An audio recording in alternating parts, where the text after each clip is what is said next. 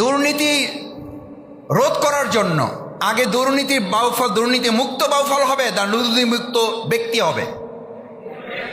রাসূল সাল্লাল্লাহু আলাইহি সাল্লাম তো আগে সোনার মদিনা করেছেন, তারপর সোনার মানুষ বানিয়েছেন। আগে সোনার মদিনা, তাহলে আমাদের তো আগে সোনার বাউফল হবে, তারপরে সোনার মানুষ হবে ইনশাআল্লাহ। আমাদের এই বাংলাদেশকে সোনার বাংলা করতে চেয়েছিল কেউ কেউ, না চান নাই? ওনারা শেষে আফসোস করে কি বলেছেন? কি বলেছেন? এটা জামাত বলছেন, ওনারাই বলছেন?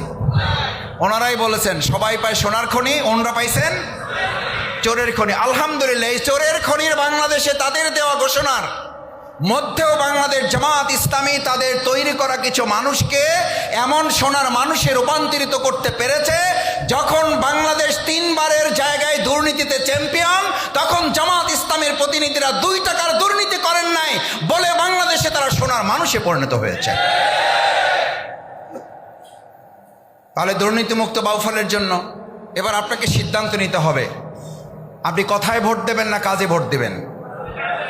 এবার আমরা কথার পক্ষে না কাজের পক্ষে?